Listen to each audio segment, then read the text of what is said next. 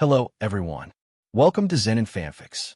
Today we are featuring part 2 of What If Deku and Toga Had a Daughter? The story is written by Jojoflow on Fanfiction.net. Before we start, please like and subscribe for more content. Now let's dive into the story. The day after their session, Izuku got up early, and instead of cooking breakfast, he decided that he and Hinako should go out for breakfast. If he was going to do this, he needed to make sure the two of them weren't interrupted, and in pursuit of that goal, he turned his phone off. He scratched his cheek as he got dressed, hearing Hinako rushing down the hall to the front door. She seemed really excited about this little outing. Izuku stepped out of his bedroom, dressed in an ocean blue button-up shirt and jeans. He walked to the front door, seeing Hinako dressed in black jeans with the knees torn out and a pink t-shirt. Hinako had just finished putting on her sandals. As her father walked up, she smiled brightly at his entrance. The sight really showed how far the two of them had come this time. Last year, Hinako would hardly acknowledge him entering the room, let alone smile at him, as if she was glad to see him. He returned her smile that his mother said was just like his. "Are you ready to go, Hinako?" Izuku asked, tying his sneakers before reaching for the doorknob. "Yep, what's for breakfast?" she asked as Izuku opened the door and walked outside. At that moment, Izuku realized the giant hole in his plan. "I don't know," he said, scratching his head and giving an awkward chuckle. With all the planning he'd done for this outing, he'd forgotten what they would eat. Hinako looked at her dad and just burst into laughter. "Of course you did, Dad," she said, clutching her stomach as she stood up straight. "I love you, Dad," she said before her eyes widened and looked at her father, whose eyes were just as wide. That had been the first time in a very long time that Hinako had said "I love you." Izuku couldn't help but chuckle. "Sorry, I'm such a goof," he said before snapping his fingers. "I know what we're going to eat," he said, jogging down the path to the sidewalk and waved back at Hinako. "Come on, Hinako, keep up," he said as Hinako looked at him like he was speaking another language before realizing what he wanted. "What? We're going to run there," she shouted after her father, completely dumbfounded by this turn of events as she slowly caught up to him. "Well, of course, not. We're just going to jog there. It's a nice, cool morning, and while I could use the exercise, I think I'm starting to grow into my dad bod," he said as Hinako went back into the house to swap out her sandals for sneakers before the two jogged down the road. Hinako looked at her dad as his powerful arms moved back and forth, and his legs practically rippled with strength as he ran. "Dad, I don't know who told you that, but they're lying through their teeth. I can see your six-pack through your shirt, come on. If that's a dad bod, then every dad should aspire to that," she said, shaking her head. "But more importantly, you do realize that I'm going to be dead before we reach the town," she said, feeling sweat prickle her brow. Izuku just shook his head. "Oh, come on, Hinako, you can do it." "I know you can," Izuku said with a smile. Izuku was wrong. Hinako made it halfway before nearly passing out. Hinako was covered in sweat, her pink shirt having grown darker from it, as she drew in ragged breaths with her hands on her knees. "You're going to kill me, Dad," she said through labored breaths before standing up and holding her hands over her head and looked at her dad, who wasn't even winded. "You're unbelievable," she said, shaking her head and marveling at her dad's stamina. Izuku looked at his daughter. "I'm sorry, Hinako. I thought this would be easy for a young girl like you," he said, though the smirk on his face took out a lot of sincerity. "Oh, please, Dad, I don't exercise like that. I do some yoga, but that's about it. I'm not trying to go cross-country," she said, closing her eyes and shaking her head. As much as it pained her to admit it, her dad was in amazing shape. She opened her eyes and saw her dad kneeling with his back to her. What are you doing?" she asked as Izuku looked over his shoulder at her. "We're barely halfway to town, and it'll take forever for a taxi to make it out here. So come on, I'll carry you the rest of the way," Izuku said, and as Hinako opened her mouth, he continued. "I won't fly, all right? I could use the exercise anyway, so hop on," he said as Hinako blushed, wanting to reject his offer, but it was obvious that she was stuck. It was either walk back home and miss breakfast, or let her dad carry her forward.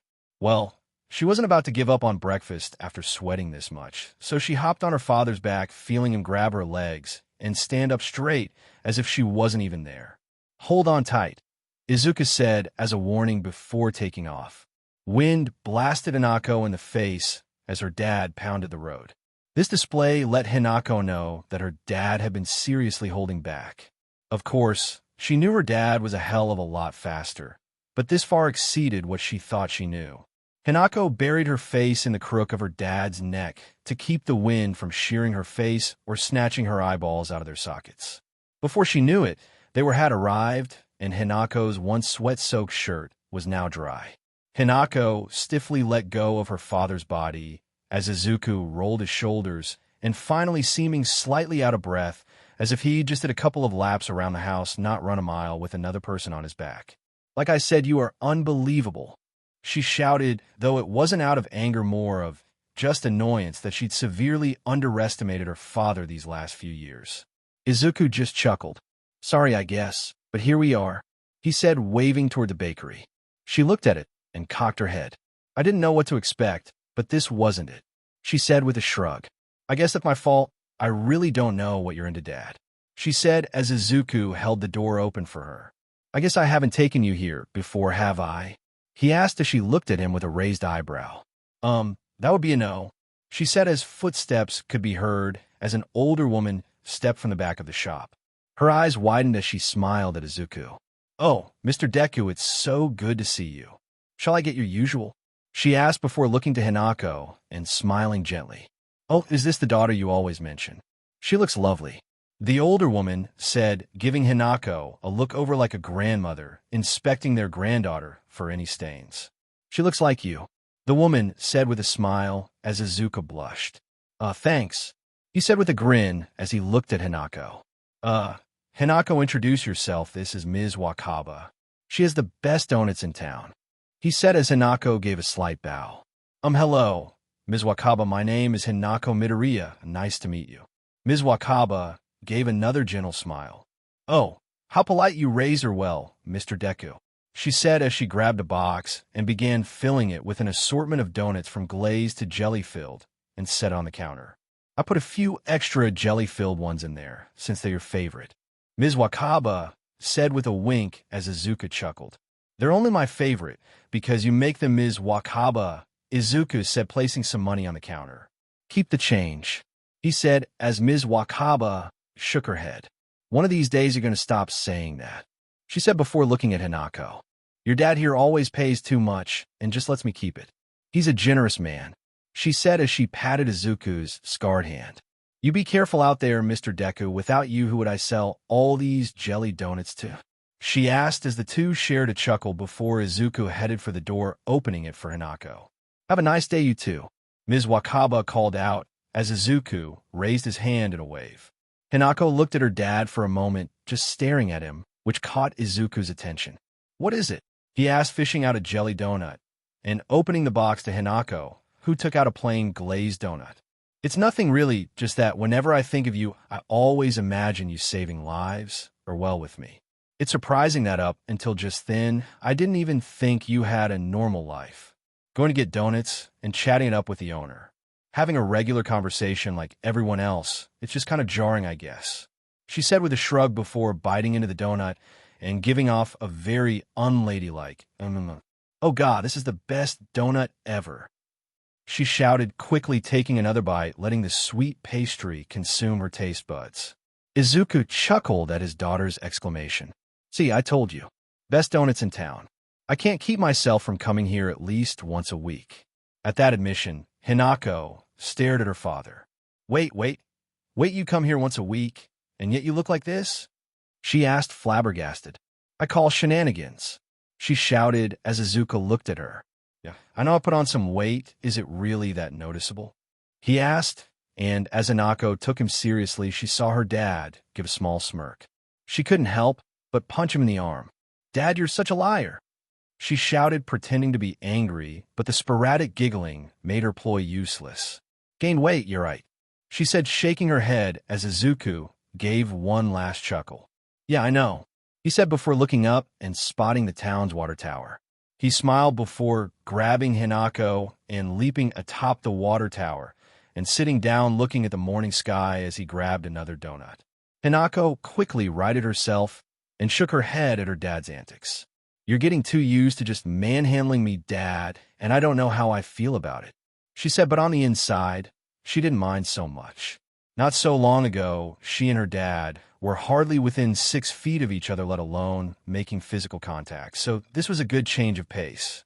Sorry, Hinako, I just wanted to show you this view. You know, when I was training under Endeavor, this was how I spent most of my mornings. On a rooftop, hastily scarfing down whatever I could hold in one hand as the sun crested the skyline. I'm sure from an outside perspective that must seem awful, but back then all I could see was that appealing sunrise and hope that on this morning I was better than I was yesterday. He said with a shrug. Once again, Hinako was kind of floored by how different her dad was from the mental image she'd constructed over the years. To her, Izuku had always been Deku. She never thought that he actually had to work for it or struggle through obstacles. He made being a hero seem so easy, but now she realized her dad was just human and he had to work for things just as if not harder than everyone else to get where he was today. Yeah, it is a nice sunrise, she said, cringing at how lame that sounded compared to her dad's reminiscence. At this point, Hinako cleared her throat and looked to her dad. Dad, not to ruin the moment or anything, but I wanted to ask you something, and I totally get it. If you say no, I won't be mad or anything, so you don't have to feel bad. If you say no, hell, I'd say no to what I'm going to ask if our positions were reversed. Hinako nearly bit her tongue at the massive stream of word vomit she was spitting out right now. Hinako, calm down and take a breath. Don't worry, whatever it is, I'll listen. Here, have a donut, he said, pushing one in her mouth to stem the flow of words. Hinako huffed through the pastry, but couldn't deny its effectiveness. After eating half the donut, she felt composed enough to ask her question. Dad, I want to go back to school, like real school, she said bluntly, and slowly moved her eyes over to her dad, who was still looking at the morning sun. And just when she was about to devolve into sputtering, her father spoke. Are you sure, Hinako? He asked, turning his eyes away from the sun to look her in the eye, her golden ones staring into his green ones. Hinako took a moment to think before responding. Do you think it's a bad idea? She asked, feeling vulnerable. Had her dad instantly seen a problem in her returning to school that she hadn't? Izuku looked at her for another moment. I think it's a wonderful idea, and I'm happy to do that, but I just want to know if you think you're ready for that. If you say you are, I trust your judgment. After all, Hinako, no one knows you better than you, he said, drawing a knee up and resting his arm on it. Hinako felt a deep rush of relief after hearing her dad explain what it exactly was he was asking her. To be honest, Dad, I don't know. Part of me wants to say I am, but if I'm being honest, I don't know. I just know that I want to at least try. What we're doing, this whole therapy thing, is so we can get better, and I know I won't get better without facing what I did wrong and trying to move forward. I messed up in school. I deserve to be pulled out, but I'm working on myself, and I think both of us are in a better place, so that if something does go wrong, we can work through it. Izuku looked at his daughter for a moment longer before nodding. All right, Hinako, I'll fill out the paperwork, and you'll start the next semester, he said before scratching his chin. Guess I'll get a list of schools, and we can go over them, and then we'll need to go buy school supplies. At this, Izuku laughed. Believe it or not, I'm maybe even more excited about you going back to school than you are. Izuku chuckled. Hinako looked at her dad in confusion. Noticing this, Izuku elaborated. High school was some of the best years of my life, Hinako. I made so many friends, people I would give my life for and trust to protect it. I fell in love during that time, and sure, things were scary, even life-threatening at times, but it was all so much fun. I want you to have that, Hinako. I know you probably won't go to UA like I did, but that doesn't mean you'll have any less fun. Sure, I had action-packed days one after the other, but that meant I didn't get to enjoy normal high school life. Going to prom, meeting up with classmates, and going to karaoke, just doing something spontaneous and stupid because I could. I want all that for you and more, Hinako. Izuku stated as Hinako just shook her head. Gee, Dad, you're setting the bar kinda high, aren't you? What if I can't make friends? What if people don't like me? She asked before feeling her dad throw his arm around her shoulder. Well, even if that happens, I'll still go to karaoke with you, Izuku said as Hinako rolled her eyes and laughed. Izuku and Hinako came down off the water tower after finishing their last donut, and as they did, a voice called out to them. Izuku, Hinako. Izuku turned around, having recognized the voice, and turned around to see Tsu standing there in a deep green t-shirt and jeans with black sandals. So what are you doing here? he asked, walking up to her as Hinako looked at the familiar green-haired heroine and giving a small wave. Tsu looked at Hinako and gave a wave back before looking to Izuku and smiling.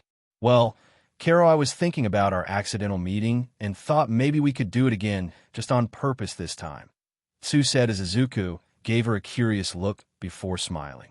Oh well, it has been a while since we got together, or well since I've seen any of the old class besides Shoto.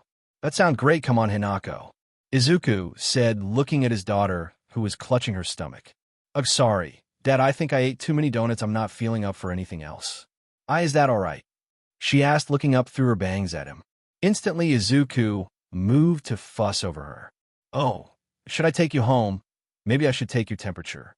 I can make you something for your stomach, he said before Hinako just put her hand up to his face.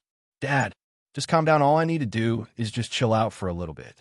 You go ahead and catch up with your friend. I'll head home and lay down, she said as Izuku fished out some money for the cab fare and kissed her forehead. Are you sure, Hinako? He asked, still not quite ready to let the matter be done. Hinako sighed.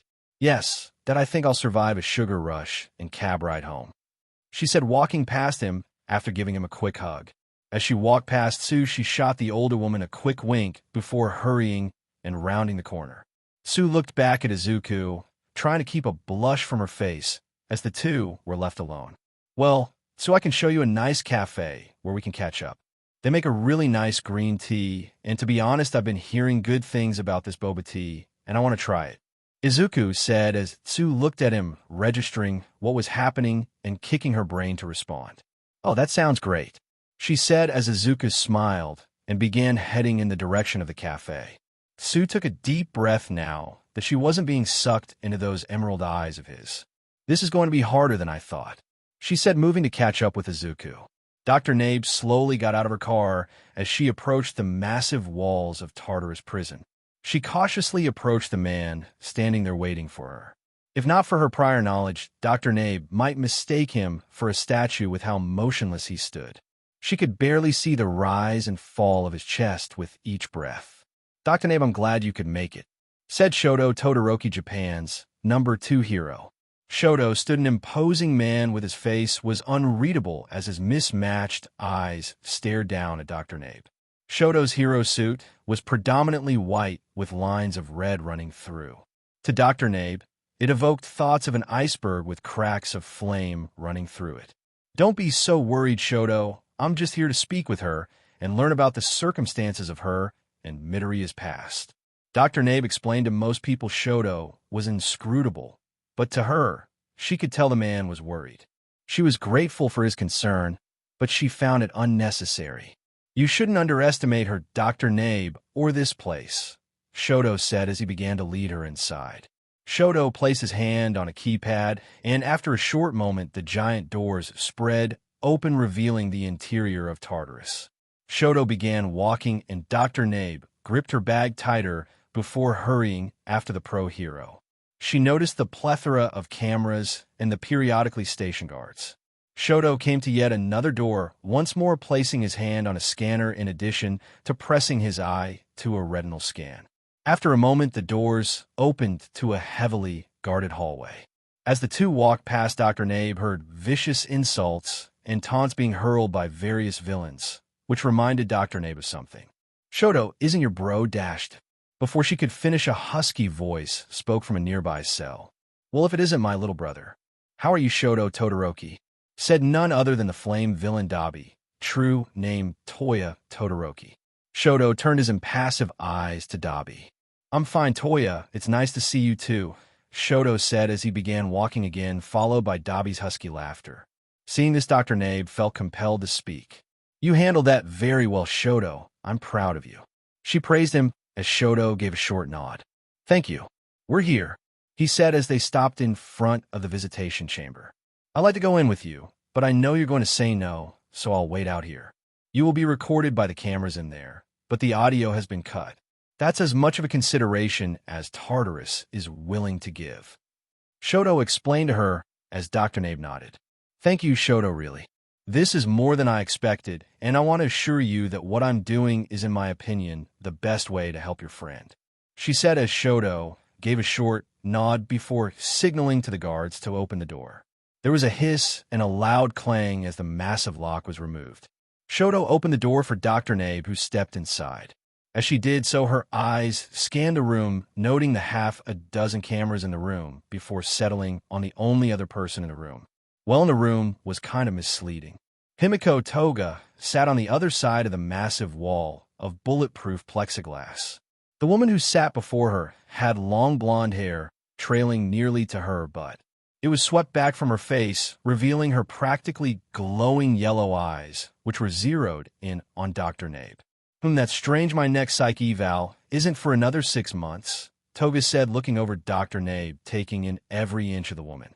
Well, whatever company is company, and I get so little of that lately, she said as Dr. Nabe took a seat. Ms. Toga, I'm here to talk to you about your relationship with Izuku Midoriya, Dr. Nabe stated. At the mention of the man's name, Toga lunged in her chair, but having been strapped to it, she didn't get far. It took all of Dr. Nabe's DSBLN to not react to the action. What do you know about my Izukin? Did he send you here? She asked, clearly eager to speak of the man. No, he did not.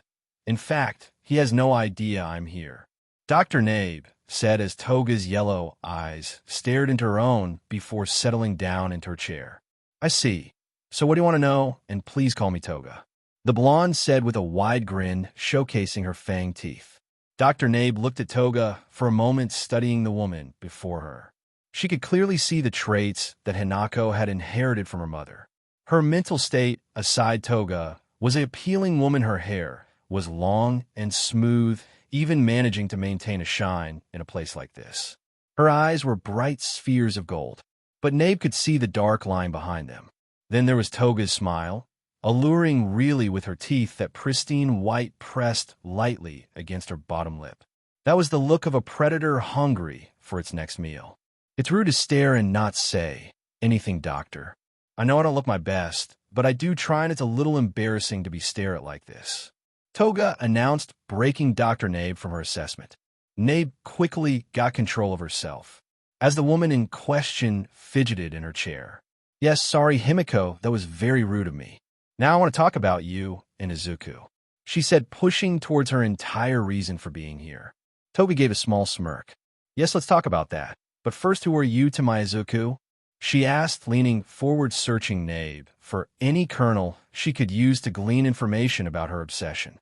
Dr. Nabe knew that if she didn't at least try to play Himiko's game, she wouldn't get very far. Obviously, Himiko was putting her price on the table. All right, Himiko, that's fair. I work closely with Deku and have come to learn about you and his relationship. I wanted to learn more. Now I know for a fact that your quirk relies on the consumption of BLD to fuel your transformations. But up until this incident with Izuku, the longest you held a transformation was a few hours at best. You went from a few hours to nearly a year. That's quite a jump. How did you accomplish that? Dr. Nabe asked as Toga sat back in her chair. Achiko's such a giving person. She really is a hero, so willing to give of herself to those in need. Giving her time and her very BLD to those in trouble, it's so admirable. Himiko responded, and after taking a moment to decipher what she said, Dr. Nabe nodded. You stole her BLD for BLD drives. I see, and I'm guessing Achiko gave a lot. Still, even giving several times a month, that wouldn't be enough to sustain you. I'm guessing you've been doing this for months before you took her place in Izuku's life. Tell me, Himiko, from what you say, you care deeply for both Izuku and Achiko, and yet you went out of your to destroy what the two of them had. Why would you do that to two people you claim to care about? Himiko's golden eyes stared into Dr. Nabe. The woman had no doubt she was imagining killing her, or at the very least causing her harm in some way. Achiko failed the test. She whispered, I did what I did to see if she could love Izuku more than I could, but she couldn't. She let herself actually believe that Izuku would cheat on her, or anyone for that matter. That's not who Izuku is. He would never do that. So I knew then and there she wasn't right for him. Toga explained as she thought back to that time in her life. Toga sat in a cafe, swirling her straw through her bubble tea, watching the tapioca pearls swirl around in the mixture. Tamura and the others were all gone. Now it was just her on her own. She had nowhere to belong, no one inside her heart. Wait, I still have Izukin. she said excitedly before draining the liquid and happily biting into the tiny spheres as she left the cafe. She always knew where Izuku was. She subscribed to his social media, making sure she was the first one to like anything he posted. She opened her phone and scrolled through his feed before finding the newest post. It seemed like her Izuku had stopped the hijacking of an armored car. She couldn't help but give a girlish squeal of excitement. Toga quickly made her way to the crime scene, just in time to see Izuku float off the ground like a heavenly being before using black WHB to pull himself through the air. Toga watched him go before making her way to Lemillion's agency. She knew Izuku worked here and would come back sooner or later. Toga climbed a nearby building and settled into a familiar alcove for her wait. Looking at her phone and switching from Deku's feed to Uravity's, she looked at the screen, seeing a clip of Achiko taking down a group of thugs single-handedly. Himiko's shoulder lovingly throbbed, reminding her of the appealing takedown and SBM-sen hold that Achiko had put her in when they first met. God, that seemed like so long ago, but still fresh in her mind as if not even a day had passed. That meeting had set Toga's path in stone, and she was so grateful to the green-haired hero and the brown-haired heroine. Toga got lost in the infinite pool of social media as the world moved around her. After hours of watching, Toga's phone had finally had enough, warning her she only had about 15% battery power life. The young woman gave a pout before turning her phone off for now. As she stood up and gave a stretch, she saw a green flash streak across the sky, announcing Izuku's return to the agency. Himiko smiled happily as she waited for Izuku to come out of the building, announcing his end of the shift. The moment soon arrived as Izuku walked out in his casual clothes, giving a series of stretches as he began to walk home. Himiko dropped from her hidden alcove and ingested a small amount of BLD, taking on the form of a young high school girl, before falling in behind Izuku, making sure to stay a respectable distance back, even holding her phone up as if she was taking a selfie or texting someone, further authenticating her status as an oblivious teenager. Izuku was probably too eager to get home, or else he probably would have found it strange that a teenager he'd never seen before was walking along the same route as him with no deviations. My poor Izuku must be so exhausted, she mentally whined, and then she watched as he made his way up to his front door, only to be greeted by a quite ceasy Achiko, feigning being in danger. Achiko-chan, how bold, she thought to herself while licking her lips, watching the two make out before entering their abode. Himiko was tempted to try and listen at the door, but changed her mind instead, promising herself to install a few listening devices she'd get from Jiren. The rest of the league may be in jail, but to Jiren a customer was a customer. What Toga wouldn't give to have followed Izuku inside and lay down next to Achiko as Izuku made love to the both of them. Giving a sigh, Himiko left back to her hideout, a small derelict building that had been scheduled for demolition. But something kept happening to whatever foreman was put in charge of it. Freak accidents that would leave them half dead, if not fully. Himiko flopped down on the mattress and lay there with her eyes closed, playing out her fantasies of what Izuku and Achiko must be doing. She imagined herself there with them, joining them in their fun, both her and Achiko worshipping Izuku's perfect body. Almost by instinct, Himiko's hand crept down her body, disappearing beneath the waist of her jeans. I think that's far enough, Himiko, Dr. Nabe said, drawing Himiko from her recollection, seeing that Himiko had no problem describing what she was thinking and doing at that point in time. Himiko gave a few pants before her eyes locked on a Dr. Nabe. Quite the prude you are, doctor, but okay, she said with a shrug as Dr. Nabe made several notes. Himiko possesses a deep obsession with Izuku, bordering on fanatical. She almost deifies him. In her eyes, Izuku is perfect, but she seems to in her own way care for Achiko as well, almost as if she sees her as a fellow worshipper of Izuku. I suppose I am. Now, Himiko, let's jump ahead to the point where you began interfering with Izuku and Achiko's relationship. Dr. Nabe noticed Himiko's eyes take a hard glint before she spoke. Apparently, Himiko wasn't a fan of Dr. Nabe's wording, but not so upset that she wouldn't acquiesce to her request. Himiko picked the lock on Izuku and Achiko's door before slipping in like a shadow. She had one job, and one job only, to place her listening devices and get out before Achiko and Izuku returned. "Okay, let's go," she said as she began strategically placing her technological ears around the home, especially in the bedroom. "No more leaving me out of the fun, guys," she whispered. Now that her mission was complete, Himiko decided it was best to leave. But as she entered the living room and headed for the door, she stopped as a very puckish idea entered her head. She quickly picked up the remote and turned the TV on mute before it sprang to life with sound and possibly alerting Izuku's neighbors. She doubted anyone would notice, but Himiko decided to err on the side of caution. Once the screen came to life, Himiko quickly went to the movie rental channels and from there to the adult entertainment portion. She smiled as she scrolled through looking for something specific. Within moments, she'd found what she'd been looking for and quickly purchased it. She smiled as she set the remote back down as close to its original position as possible before leaving the way she came. Himiko did her best to hold in her laughter as she imagined the looks on Izuku and Achiko's faces when they found out what she'd done. About a block away, she could hold it in no longer and began laughing hysterically. After an hour or so of just lying around her hideout, she heard noise from the laptop that was connected to the bugs.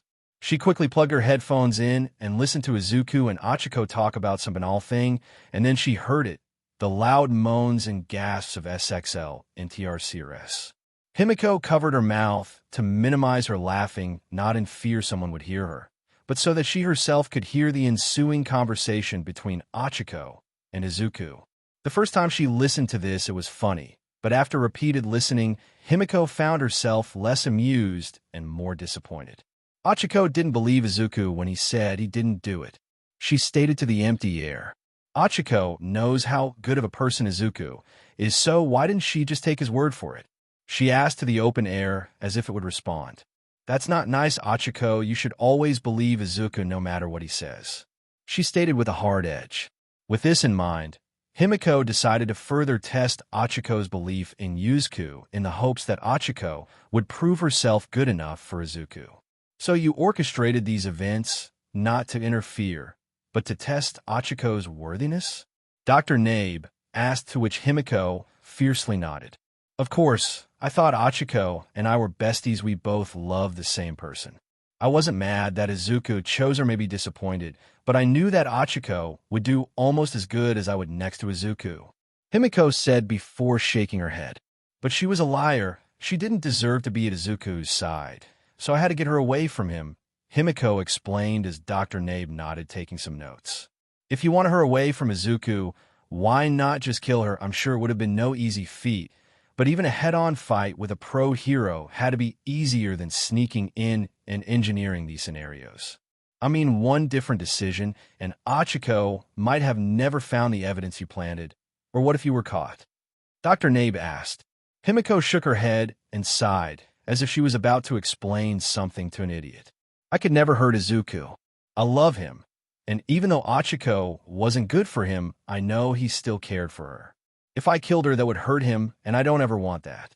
Besides, Achiko was following my lead like a cow to slaughter. She had so many chances to just believe Izuku, but she didn't. She could have just stopped, but she didn't. How's the saying goes, if you go looking for trouble, eventually you find it," Himiko said. Himiko had returned to her hideout hours after going into Izuku and Achiko's home. She'd gotten really good after the repeated break-ins. She'd left the final piece of her plan in their home, knowing Achiko would find it. Himiko listened to the argument ensuing between Izuku and Achiko, and her BLD boiled at the things Achiko was saying to him.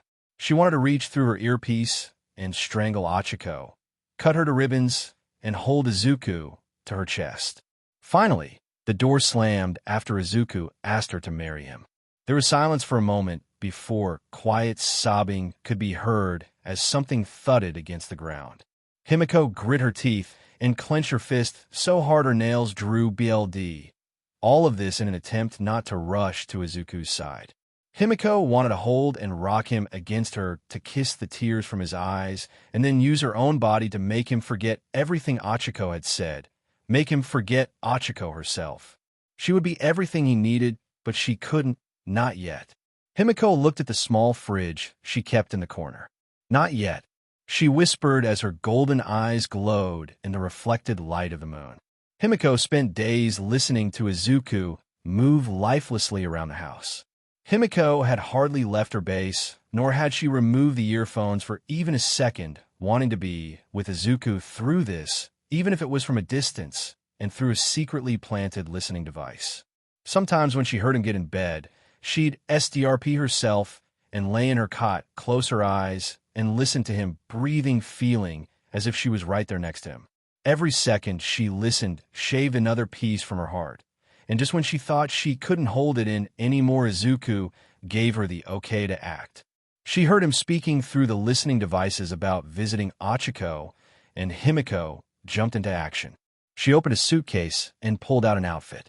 It wasn't her usual style, but it was reminiscent enough of Achiko's taste that she doubted Izuku would notice anything different.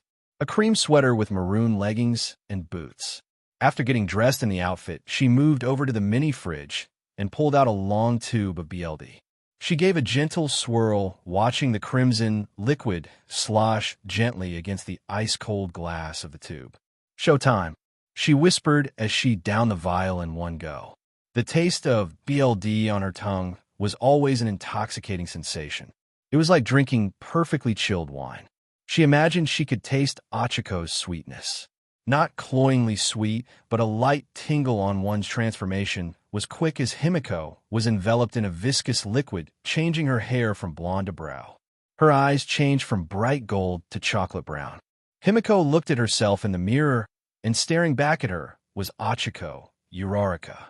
She gave a smile at her reflection before rushing out to meet Izuku. "And that was when you started your charade. Izuku met you thinking you were Achiko, and the two of you went back to his home and engaged in section," Dr. Nabe said as Himiko sighed. "You make it sound so clinical. It was so much more than that. I treated Izuku like he deserved to be treated. I gave him what he needed," Himiko said as Dr. Nabe looked at her. She wanted to tell her that she didn't help Izuku. She took advantage of the heartbreak that she orchestrated. She preyed on him and then deceived him for more than a year. She professed it was for Izuku, but Dr. Nabe as well as anyone else knew that wasn't true. Himiko had gone through this trouble to satisfy her own desires and feed her obsession. Izuku didn't know that the Achiko he was with wasn't the real one. She stated as Himiko rolled her eyes. "Maybe at first, but I gave him plenty of hints. Izuku is very smart. He saw all the hints I gave, and he stayed with me. I may have not looked like myself, but Izuku could see the real me underneath it all, and he stayed with me. He loves me," Himiko whispered. Dr. Nabe stared at Himiko. Her training was the only thing keeping her face emotionless. Himiko believed what she wanted to believe.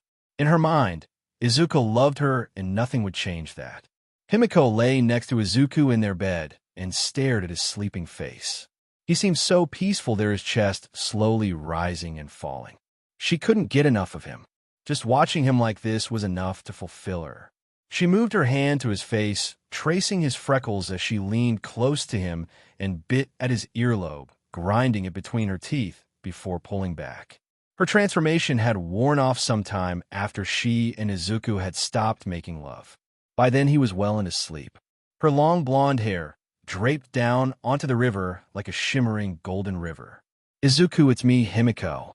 I love you so much," she whispered against his neck as she rubbed his chest. "I'm going to have your baby, Izuku," she said, sinking her nails into his side. "You and I are going to be tied together forever." At that moment in the darkroom, Izuku stirred. "Achiko?" he asked. Himiko, in a reckless sense of boldness, spoke in her own voice. "Yes, Izuku?" she asked, as the half-asleep hero just clutched her closer to him. "I was just making sure you were still here," he murmured, placing his face into her hair. Himiko almost broke into a giggle at the affection Izuku was showing her. "I'll always be here. I'm not going anywhere," she whispered. She said as she kissed his neck, but by that point, Izuku had already fallen back asleep. Izuku can lie and say whatever, but at that moment I know he knew he was with me, not Achiko, Himiko stated as Dr. Nabe looked at her. "So why stay in Achiko's form? Why not reveal yourself?" she asked. Himiko simply smiled. I did it to help Izuku. In the eyes of the world, I'm a criminal, and even though Izuku doesn't care about that I couldn't do that to him. I would have liked nothing more than to have stayed by his side as my true self, but for Izuku, I could hide. As long as he knew it, was I underneath, nothing else mattered. She said with a deep conviction. I have a question. Achiko was on the other side of Japan. How were you able to keep Izuku from getting suspicious? Dr. Nabe asked as Himiko shrugged. It was hard, but first I had Izuku and I move. It took forever to convince him, but saying the right thing enough times, and even the most stubborn person would have to listen.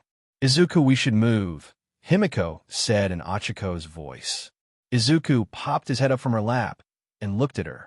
Achiko, you've been bringing this up a lot lately. What's going on? He asked as Himiko sighed. I just think it's time, but really I want to move so you can open your own agency. She said, stroking his fluffy green hair. She couldn't get enough of that. The feeling of his soft strands flowing over her fingers always made her tingle. I mean, you've been working with Mirio since we graduated. You're steadily climbing the ranks. It's time, I think. Just think, you move and open your own agency, and within 2 years at most, you're the #1 hero. Besides, we're going to need more room in the future anyway. Himiko smiled as she leaned down to press her forehead to his. It's not just going to be the two of us for much longer. She whispered. Izuku's face turned a brilliant shade of pink as he looked away. He was so cute she couldn't hold back any longer. Himiko kissed him. I guess you're right, maybe it is time I spread my wings, he said, breaking the kiss. After that, I just had us move a reasonable distance to where Achiko was doing her hero work. Not too close that we'd run into her, but not so far that it was unreasonable for me to be working there. After that, everything was going so well. I finally got PRGNT, Himiko said, remembering the day as if it had just happened. Himiko had been feeling pretty sick lately. Thankfully, Izuku hadn't caught on just yet, but if this was what she thought it was, then she'd need to work overtime to keep Izuku from hearing about Achiko. It wouldn't do for her to get all around and for Izuku to see a slim Uravity saving people. She sighed as she sat on the toilet and stared at the stick in her hand, waiting for it to announce its findings. Even with the added risk, Himiko was so excited. Finally, she and Izuku would be tied together no matter what. Her hands were practically shaking before an announcement was heard from the stick. Positive. The robotic voice echoed off the bathroom walls, announcing and seemingly congratulating Himiko on her endeavor. She couldn't help but smile before setting it down and taking a picture of it. She couldn't wait for Izuku to come home and show him. Himiko was practically vibrating where she sat. Her eyes shifted back and forth to the clock, waiting for Izuku to get home. She tried her hardest to will the clock to go faster or Izuku to come home quicker.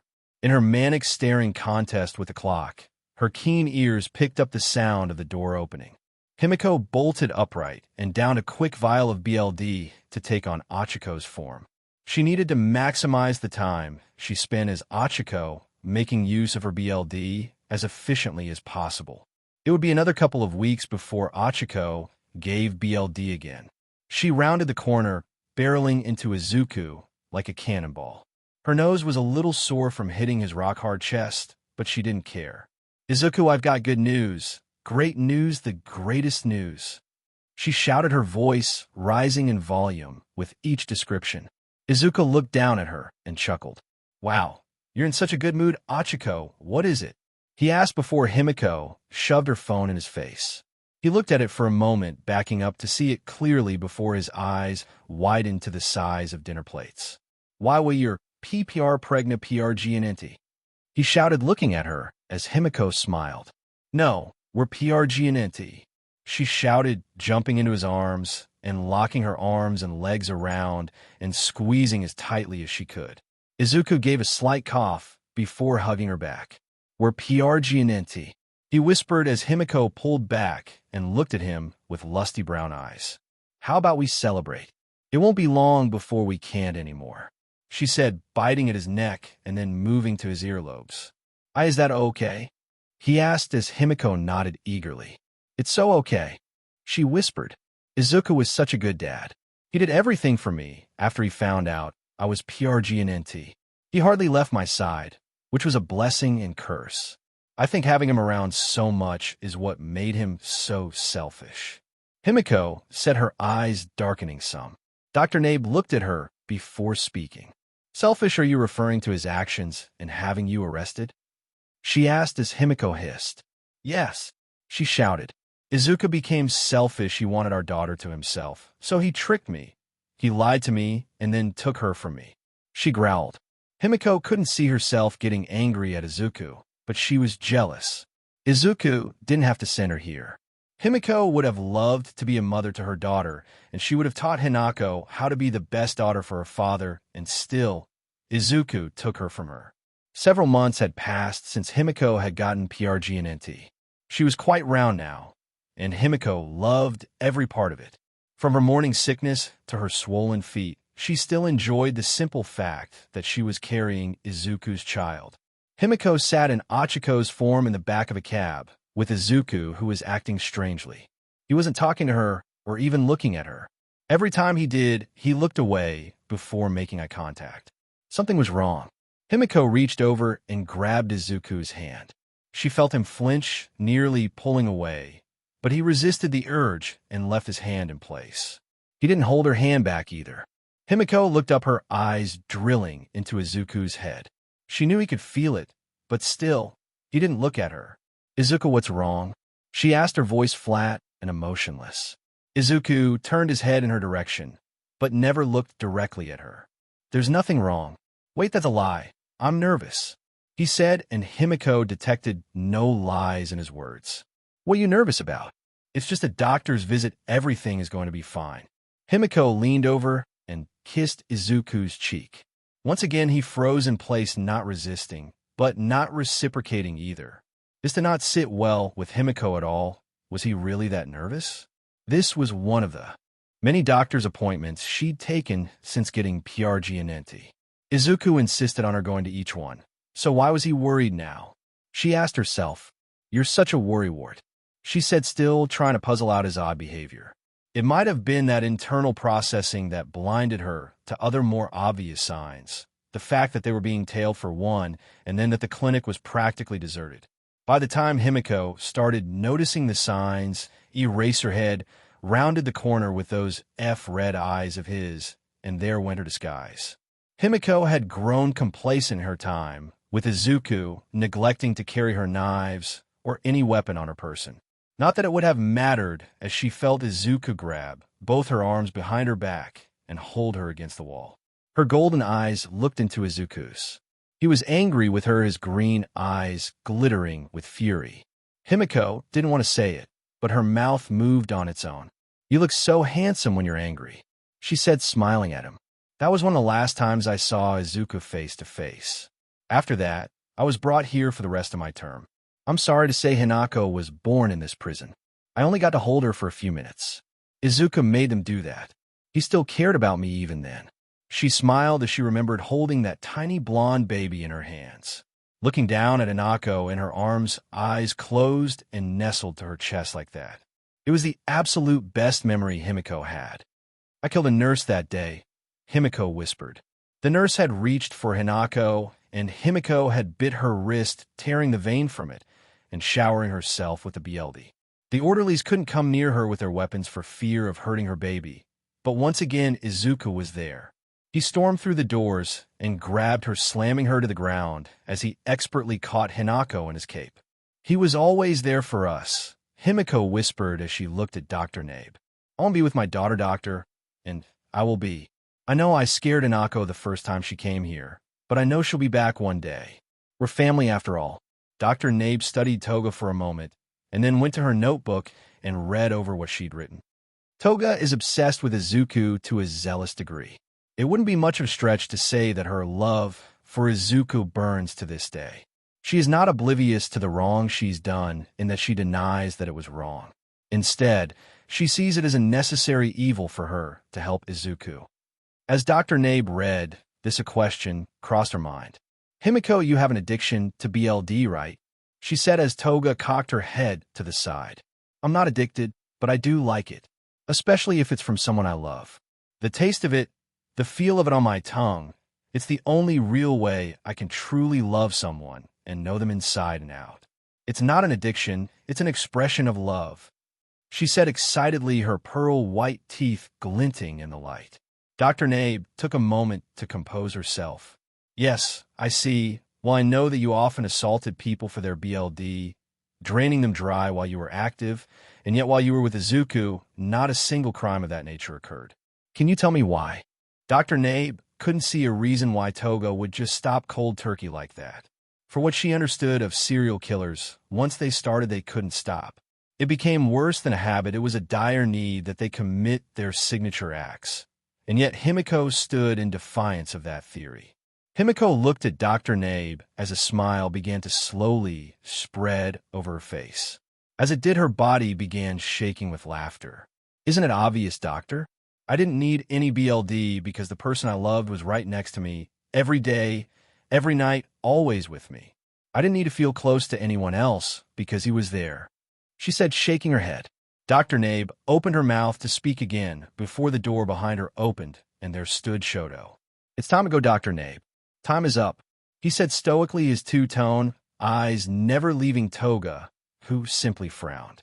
"Ah, but our girl talk isn't over yet," she whined, slumping in her chair as Dr. Nabe stood up, smoothing her attire and stretching some.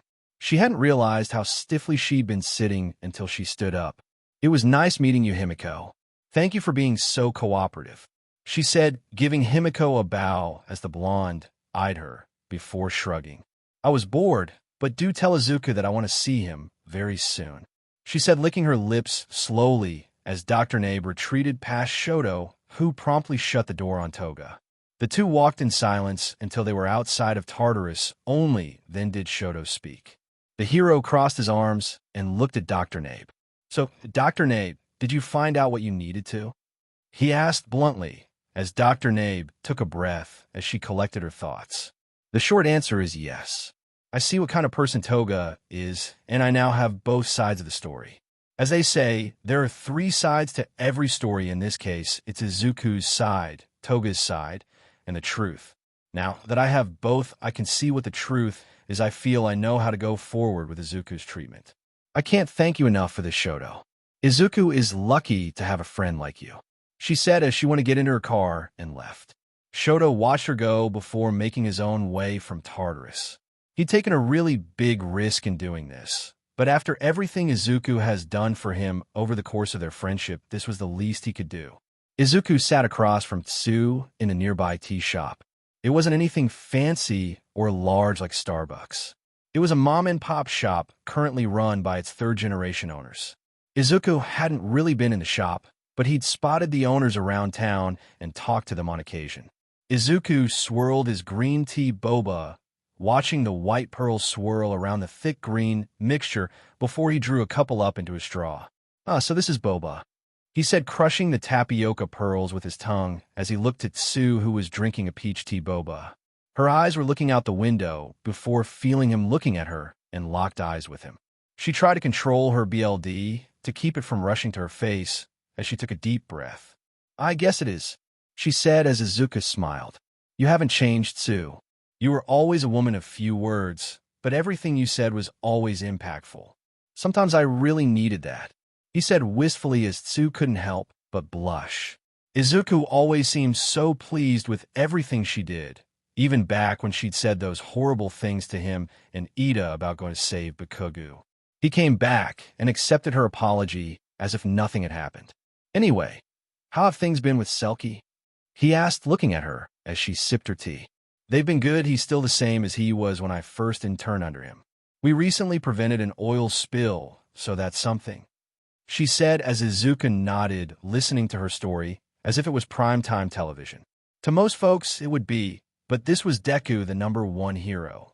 Stopping oil spills was hardly an event for someone who could hold a collapsing building together until people got out or stop a bullet train with energy threads. And yet Izuku was absorbed by her story all the same. She coughed a little. Izuku hadn't really changed, at least not from where she stood. He was still the hero-obsessed nerd he always had been. Tsu took solace in the fact that her friend, no matter how high he'd risen, he was still the same old Izuku. She shook herself a little. This isn't what we're here for, Tsu. Focus. She mentally chastised herself. Anyway, Izuku, I wanted to see how you were doing. We didn't really get a chance to talk the last time we met, so I figured we could catch up. Talk about anything that's been going on with us. You know, any new developments with your daughter, or romantic interests. She said and immediately kicked herself. Real smooth, Tsu, that's the way to get him to open up. Start grilling him about his daughter and love life. Why was she so terrible at this?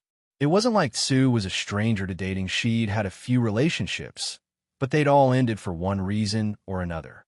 Not something as dramatic or intense as Izuku and Achiko's, but ended all the same. The last boyfriend she had told her that she was just too unreadable. She didn't open up enough with him.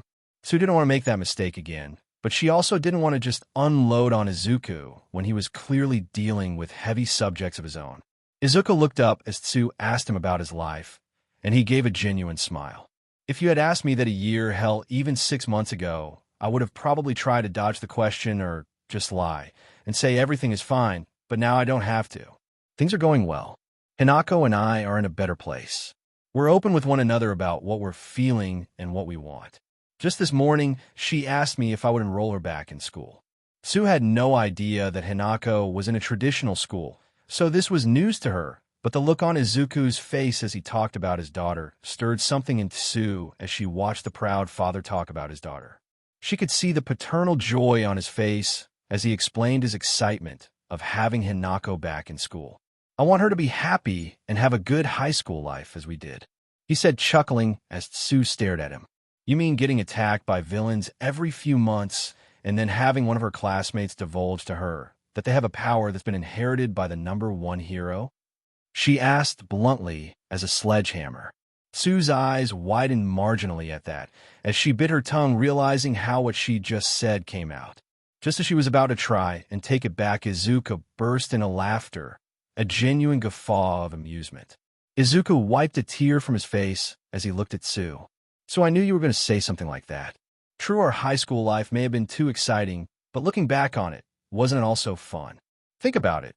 If our school years hadn't been like that, we probably wouldn't be as close as we are. I want Hinako to make friends as we did. Friends who, even after years apart, can still drop in on one another and chat like we're still in UA's cafeteria. Believe it or not, I actually get a text or two from Kakin about once or twice a year. He said with a chuckle, thinking about his friend/not friend. Tsu looked at him and smiled at that. Imagining the contents of said text would probably offend anyone but Izuku. I'm glad you seem so much better. After you and Achiko split, none of us really heard from you or her. Next thing we knew, you were climbing the hero billboard like a madman. Most of us just assumed you were pouring everything you had into work is all. Then you became the #1 hero. We tried to reach out to you to celebrate, but you always said you were too busy, she said before noticing the look on Izuku's face. His eyes were far and away as she said that. I guess I was, he said, but on the inside, he was railing against Himiko. He never got any of those messages, let alone spoke to any of his friends about them. Of course, he got a few well wishes, but he never heard anything about celebrating with them. He was just too blind to everything except his so-called perfect world. Wanting to change the subject, Izuku remembered one of the questions Tsu had asked him. Oh no, I don't really have anyone like that in my life. It's just been me and Hinako for so long. Guess I just kind of forgot how to be in a relationship, he said, blushing. He'd never thought about dating again. He was kind of scarred in a way, he supposed. It wasn't that he didn't find women attractive or want to be in a relationship, but it scared him. The last 2 relationships hadn't ended well at all. Sure, it was because of Himiko's tampering, but still, how could he go out and find someone new knowing what he knew? Plus, it wasn't just his feelings he needed to worry about. Hinako and he had just found a stable place in their relationship. Adding someone new to their recent equilibrium, he wasn't sure that was a good idea. Tsu saw the look on Izuku's face. He'd always been easy to read, wearing all his emotions on his sleeve. He was terrified, and for what she'd learned from Achiko, she could see why. Tsu took a deep breath. If she was going to make any progress, it was time to put her cards on the table. Izuku, I know what happened between you and Achiko and Toga. Tsu watched as primal fear warped Izuku's face. His eyes widened as his pupils shrank, his mouth opened slightly, and ragged breathing passed over his suddenly dry lips. The transformation was nearly instant, and it shook Tsu to see one of the strongest people she knew become so terrified at just a few simple words. The image of Izuku cracking under her words brought to mind the memory of All Might's fight with All for One. Something the villain had said during the fight had shaken the hero so much he was left similarly to Izuku now. She may not have been able to do anything for her teacher back then, but she could do something for Izuku now. Izuku's hand shook terribly, nearly spilling his tea, before Tsu reached over and placed her atop his. "I know, and I don't blame you," Tsu said, her blunt words shattering the grip of the creeping dread that was squeezing Izuku's very soul. "Why you don't?" he asked, as Tsu slowly shook her head, her green hair wafting back and forth with the movement. "It wasn't your fault, and those aren't just my words. Achiko feels the same," she said as Izuku's green eyes locked onto her own verdant green orbs. "She told you." It wasn't a question, it was a statement of fact. Tsu nodded. "Yes, she told me what happened, and how you and she were both victims of Toga's machinations. Of course, she takes responsibility for her own actions. She knows that Toga was responsible, but she still made her own choices." Izuku looked at her before opening his mouth. WWHY. That was the only word he could say as he felt Tsu squeeze his hand. "She told me about it, and then after told me that I should follow my feelings. Ivy always liked you, Izuku.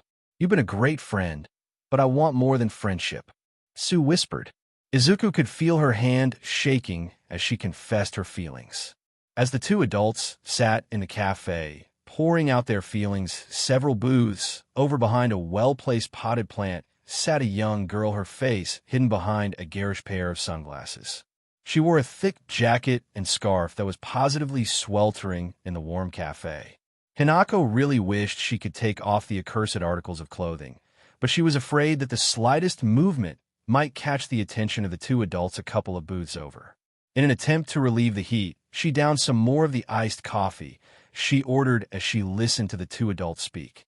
Her dad, of course, was oblivious to the feelings that the Tsu woman had for him, and would no doubt be floored when she confessed. Hinako had no idea what possessed her to follow her dad on this date. It wasn't like she was jealous or worried her dad would be stolen away from her. So what was it? Was she just morbidly curious about what her dad might say? Now that she thought about, she'd never seen her father with a woman. Not that she had really looked, but in hindsight, it was a bit odd. Her father was the #1 hero. Shouldn't he have a woman of his own, if not several? Hearing a new exchange start up, Hinako tuned back in as her dad explained why he was still single. Hinako sighed at the explanation. Of course, it had to do with her. How quickly she forgot how much of a CNT she'd been to her dad until recently, and even then working out their differences and saving Japan didn't leave much time for a love life. Even if her dad could make room for a lover, it's not like he could have brought her home to his train wreck of a daughter. Then, or now, Hinako was always costing her dad something. She slouched in her chair until she heard Tsu mention her mother. Against her better judgment, she sat up straighter, intent on listening to anything regarding Himiko Toga.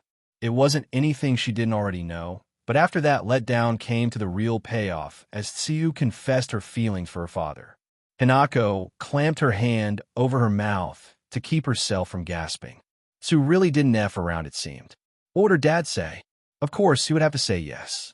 Why wouldn't he? Tsu knew everything, and she still wanted to be with him. Be with him? If her dad said yes, that would make Tsu a part of her life as well. Would that be okay? Is that something she wanted? Dr. Nabe was always talking about asking herself what she wanted. What did she want? Hinako, like her father, lapsed into silence as their thoughts bounced around their skulls. The two were alike in that way. She looked back at the face her father was making, and she knew that face well. He was thinking of saying no. She had no doubt that her father was thinking of her, and how his saying yes would affect her. She quickly reached into her pocket to pull out her phone and began typing a text message to her father. Izuku was still in his head, but he had to do what was best for Hinako in this situation. He liked Tsu, she was one of his best friends in school, and he knew that she was a good person, But most of all, she knew about what had happened to him and Achiko, and was okay with it. He wanted to say yes, but he just couldn't. Tsulakam, I really like you, but before Izuku could continue, his phone signaled a text message, but not just from anyone. This was the ringtone that he put in for Hinako. He looked at his phone and opened it, seeing it was indeed a message from Hinako. Made it home, Dad. Remember, do what you want. Dr. Nabe says it's okay to be selfish. Izuku read the message a couple of times, making sure of what he was reading, and then resisted the urge to look around and see if Hinako was somehow spying on him. He shook his head. Hinako's at home. There's no way she could know why or how much I needed to hear that. He thought to himself before sighing and looking up at Sue.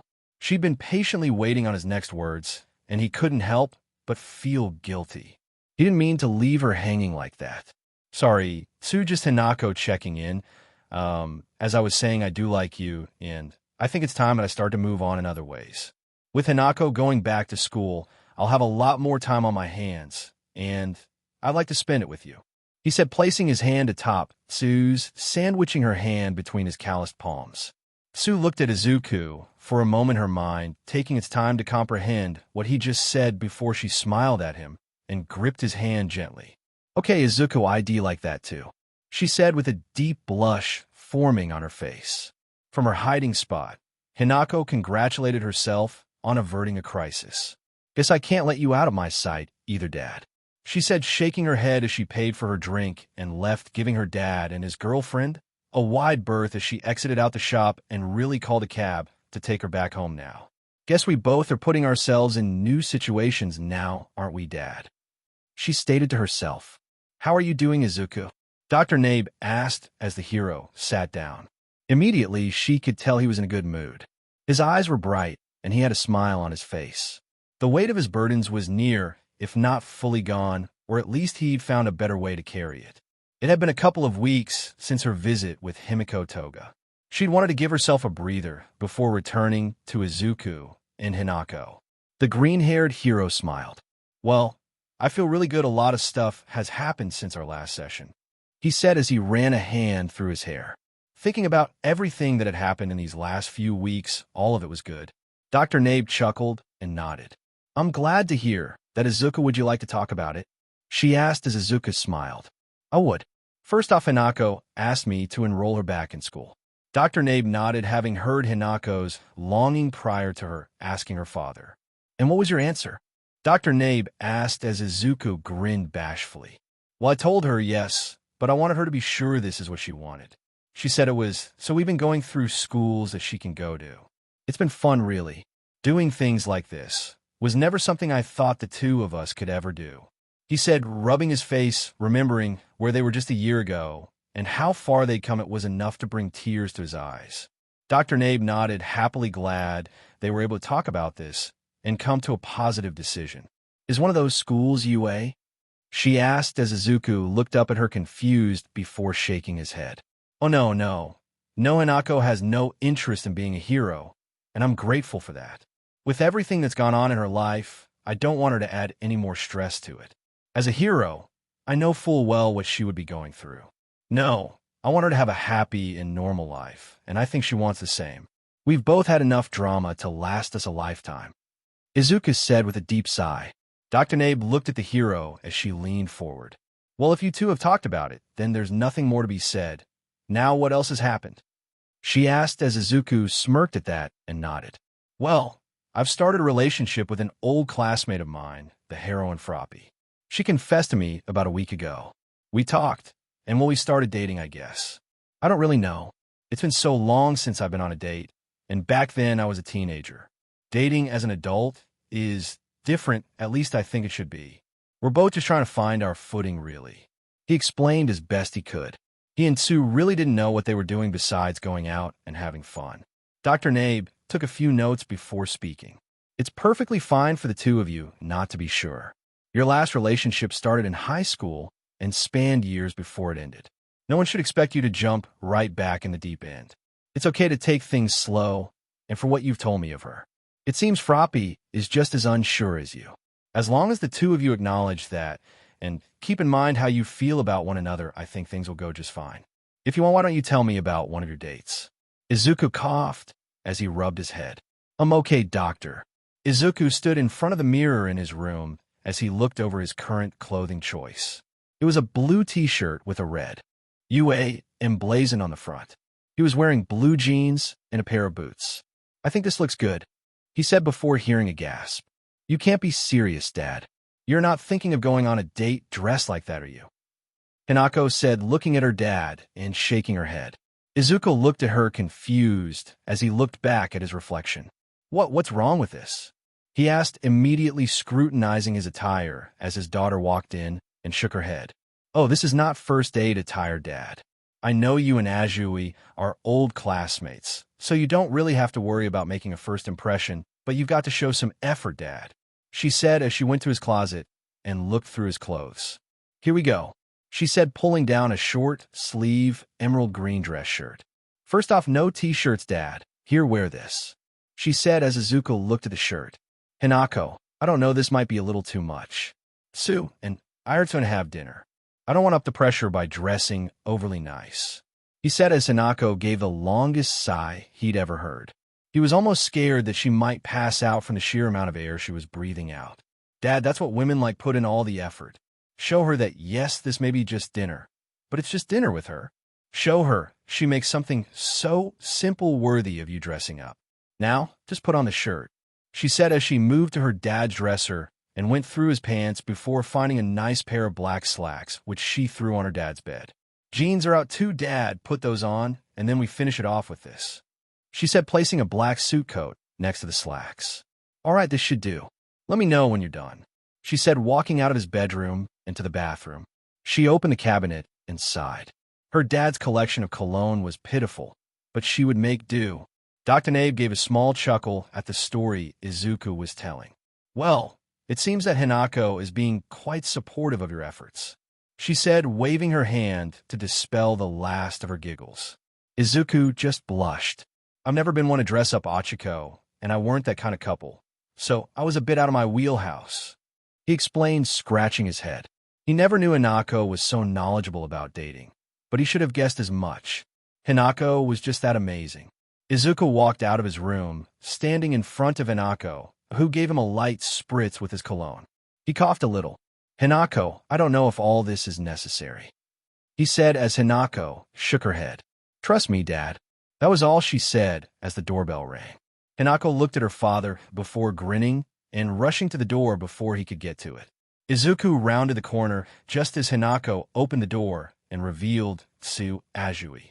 The adult heroine was dressed in a deep green long-sleeve shirt that fell below her shoulders. She was wearing a deep blue pair of leggings and black heels. For the first time in his memory, Izuku saw that Tsu was wearing lipstick of brilliant red adorning her lips. Hinako could see the much lighter and subtler touches of Tsu's makeup. "Hello," Tsu said as she noticed the pair of Midoriyas staring at her. But she was just as guilty as she looked at Izuku dressed so well, and she could catch the light scent of his cologne as he walked over. "Hi, Tsu," Izuku said, reaching to scratch the back of his head, only for Hinako to grab his arm. "It's so nice to see you again, Ms. Azui," Hinako said, garnering both adults' attention.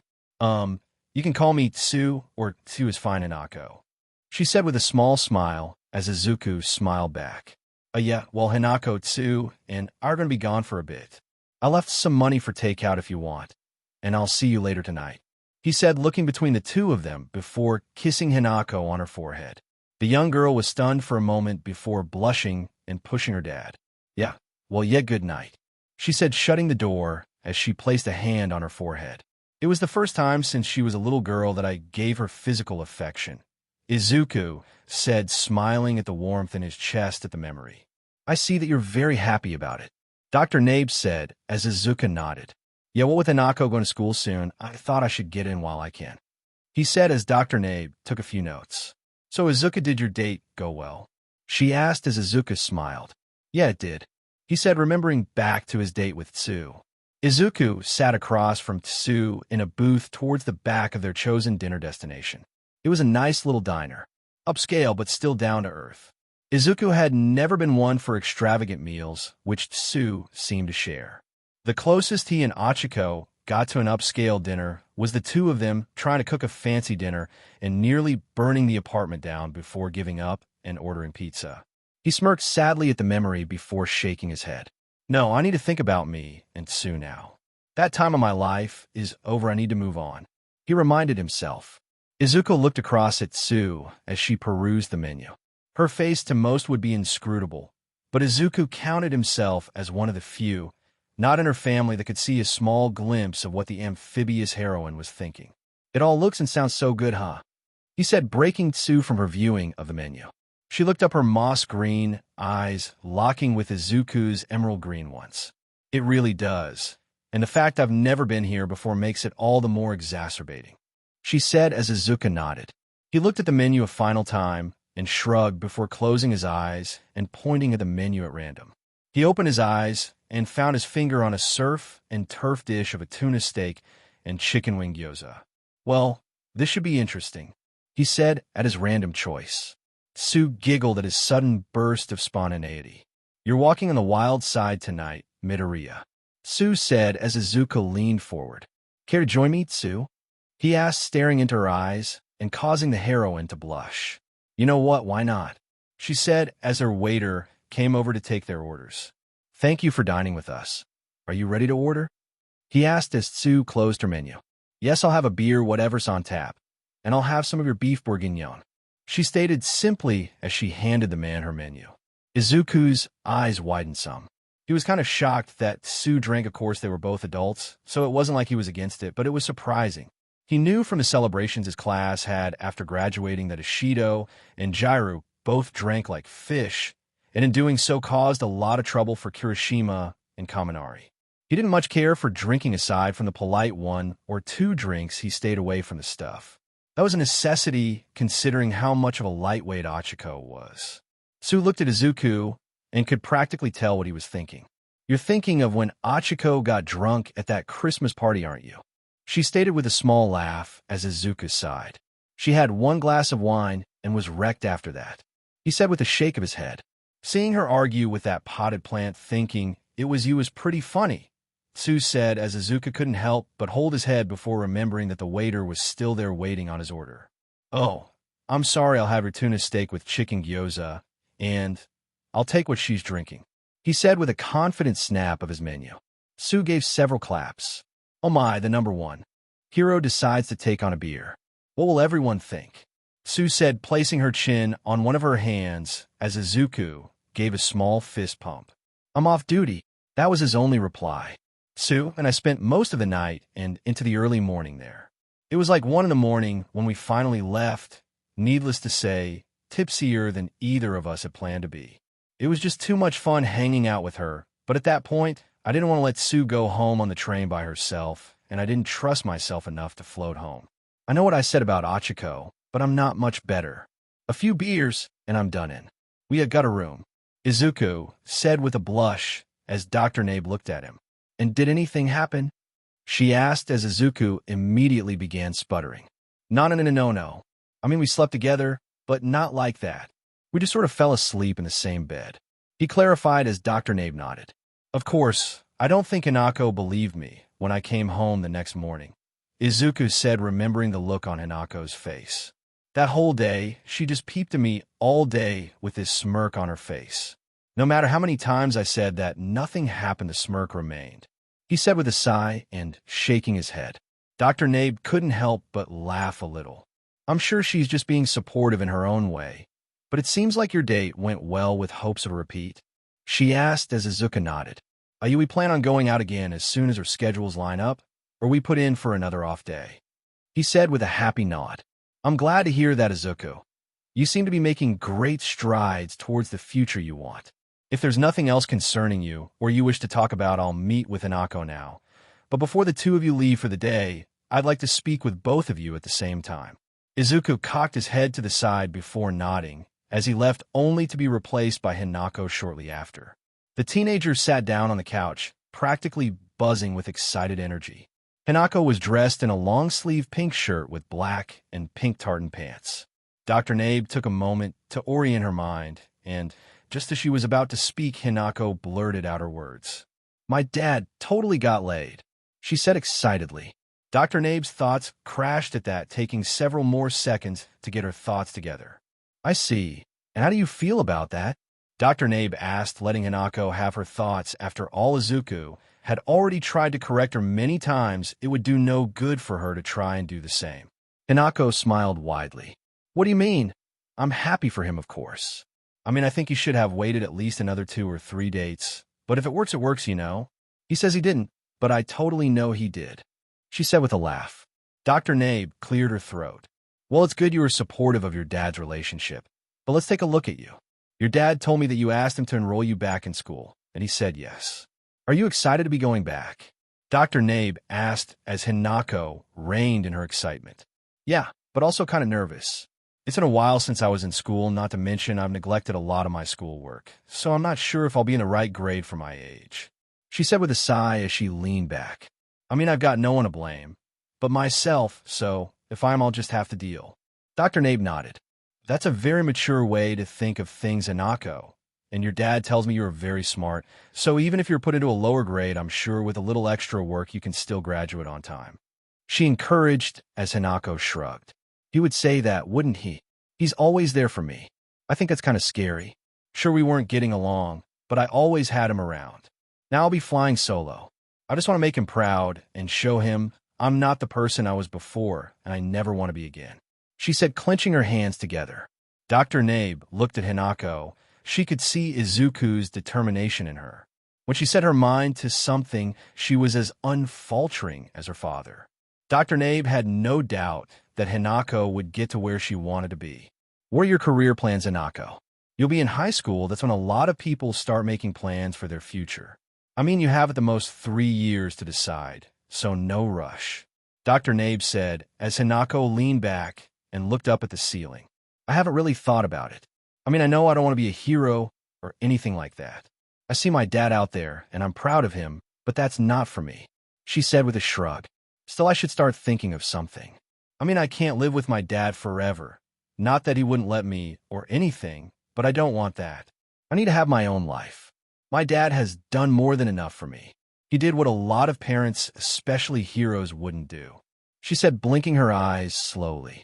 Maybe I'll just be some office drone, get a 9 to 5, and work like that for the rest of my days, she said with a shrug. She didn't really have a career that shone to her. She just knew what she didn't want to do. Well, like I said, that's fine, Hinako. You've got some time. Just keep that in the back of your mind, she said as Hinako nodded. Well, is there anything else you'd like to talk about, Hinako? Hinako took a moment to think before shaking her head. No, not really, Doc. I think I know where I'm heading, at least for right now.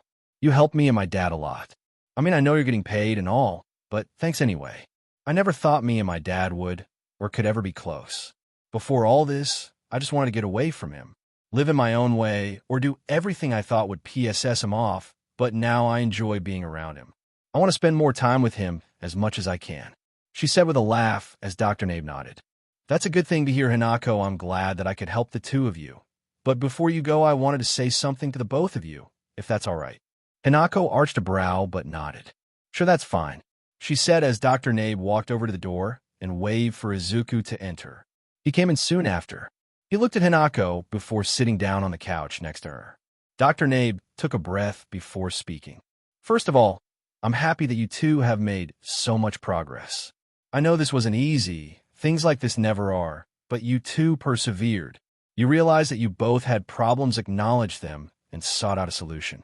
I know it's commonly said that the first step is admitting you have a problem, but that is the truth. You can't fix a problem if you don't even know it's there.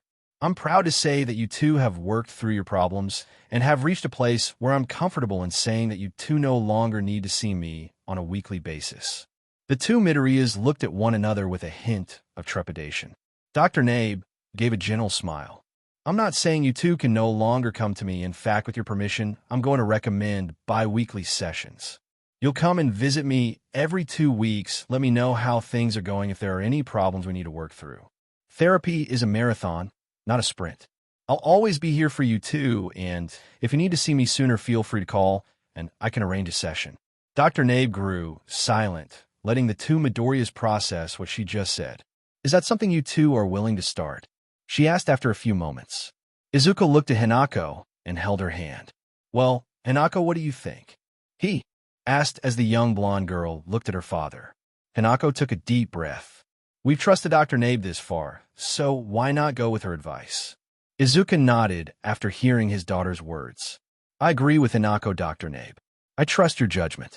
If you think this is our next step, then so be it. You've helped us along every inch of this path. Your guidance is indispensable. Dr. Nabe shook her head. You honor me too much. Yes, I guided you down the path, but it was your choice to take the necessary steps, and it was your strength that got you to where you are now. I will let my secretary know of the change in schedule. Finally, there is something I want the two of you to do. Firstly, I want you to know that this will not be easy by any means, and I'm not asking you to do something you don't want to. I only ask that you consider what I'm about to say. Father and daughter eyed the doctor dubiously, but both shook their heads in agreement. All right, Dr. Nabe. Izuku ayed as Hinako nodded. Dr. Nabe took a deep breath before she spoke to compose herself. Now I know that the two of you have very deep feelings regarding Himiko Toga. She saw both visibly stiffen at the villainess's name, but she could also see that the intense reactions that Izuku once had at the mention of Toga weren't as severe. That made her smile, inwardly proud of his progress. I know Izuku, she played a large part in your breakup with Achiko Uraraka. Izuku swallowed slowly, his face going pale as his fist clenched. Thankfully, it was not the one cradling his daughter's hand, though the daughter fared no better than her father. Hinako's eyes became pinpricks, and her breath came out in harsh pants. Dr. Nabe soldiered on, knowing that she needed these scant few moments to say her piece. Given all she's done, Himiko still has a connection to the both of you, and I ask for one moment to suspend your hatred and disgust and think of her for a moment objectively, as hard as that may be. Izuku, you were harmed grievously by Himiko, but in the end, you have Hinako. Still, she has a hold of you. Izuku shot up as lightning crackled around him. You want me to think of her objectively? This is all her fault. She deserves what she's gotten. He shouted. Dr. Nabe looked at him and nodded. I'm not saying she doesn't, Izuku. All I'm asking is that you consider, at least think removed from your anger. You once saved a man who slaughtered hundreds, the greatest villain of our generation, Tamura Shigaraki. You saved him when many would have killed him. You are the man most capable of kindness. I'm not asking that you release her, only that you speak to. If you do that, if you face her and tell her everything about how what she did made you feel, you can finally get the catharsis you need, but first, you have to face it one last time. Just think about it. And if you decide not to, then that is your decision. I can only present the door, Izuku. I can't make you go through it, she said as the hero slowly sat back down, his power dispersing. And what of me? Hinako asked. Would you have me show her kindness, pretend to be her precious daughter, call her mother? That selfish monster. Is that what you would have me do, Doc? Hinako shouted, her eyes swirling with red as her fingers clung to Izuku's like a vice. Dr. Nabe faced Hinako. As I said this only for you to consider, I know neither of you wishes to have anything to do with Himiko Toga, and I respect that longing. But at the same time, it is inescapable, the connection you have. You can ignore and run from it if you wish, but I know you are strong enough to face your lineage and move forward. I would not ask you to see her in person. Maybe write her a letter. Dr. Nabe said simply. I will say firstly that Himiko Toga is a criminal and murderer. She has caused pain in your lives and many others.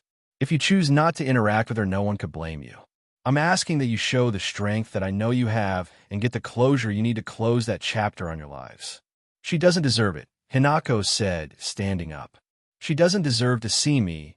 She doesn't even deserve the time it takes me to think of her. I don't want to see her, and I never will, she said, storming out. Izuku looked at Dr. Nabe's green eyes, looking her over. Do you really think this is for the best? He asked as Dr. Nabe nodded. I wouldn't have asked this of you if I didn't believe it. I know what she's done, Izuku, but I also know how good of a person you and your daughter are. I don't want Himiko to haunt either of you any longer. If you face her, truly face her, and the past you share, there will be nothing she can do to you any longer. You will have truly conquered her and can move on. Still, it's only a suggestion, that is all. There is no right or wrong here, Izuku. It's all up to what you and Hinako feel is right for you. Izuku stood up and ran a hand through his hair, before walking to the door Hinako had slammed on her way out. "I'll think about it." That was the last thing Izuku said before leaving. Izuku sat across from Hinako as the two picked at their respective dinners. He wanted to broach the subject that Dr. Nabe brought up, but he didn't know how. A problem his daughter didn't share. "Can you believe what she asked us to do?" Hinako said, throwing down her chopsticks. "As if we'd ever go see that monster. If that's what it takes to get better, then I guess I never will," she said, crossing her arms. Izuku set down his own chopsticks and looked at Hinako. "Don't say that, Hinako. Besides, Dr. Nabe only asked us to consider what she asked, nothing more." Hinako hissed at her father's words. "The fact that she asked is the very problem. I mean, come on, Himiko Toga has ruined both our lives. I never want to see her again and hope she rots for the rest of her days," Hinako shouted as she stood up and then took a breath. "I'm not mad at you, Dad, but I need to be alone," she said, going to her room as Izuku sat at the table and sighed. As he was sitting there dealing with Dr. Nabe's words, his phone rang. He looked down to see that it was Tsu. He took a deep breath and answered the phone as if nothing was wrong.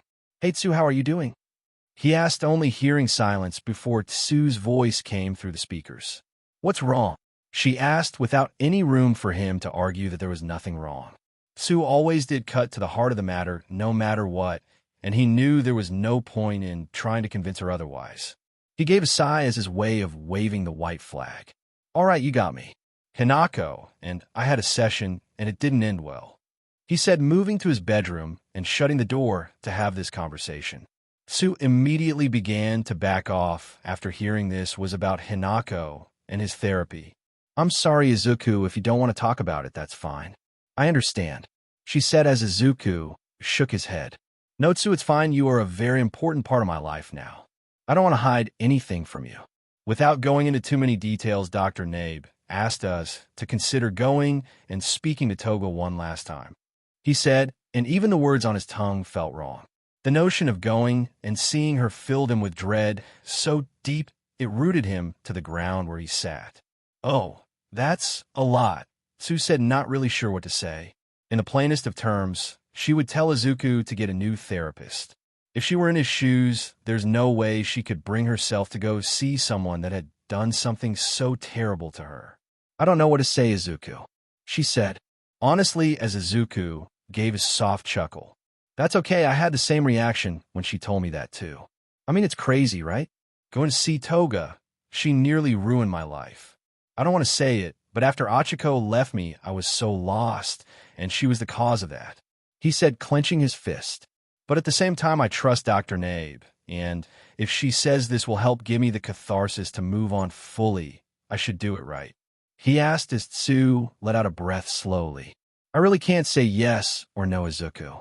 I can only say what I would do, and that would be to stay away from Toga as far and as long as I can. But I'm also a much weaker person than you," Tsu said as Izuku arched a brow.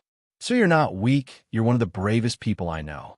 It takes a lot to stand up to your friends," Izuku said as Tsu shook her head. "I knew that's what you were going to bring up, and I'll admit you're right on that account. But I also had others on my side at the time. In this situation, you are stronger, Izuku. If you do this, you're doing it because it's the right thing for you.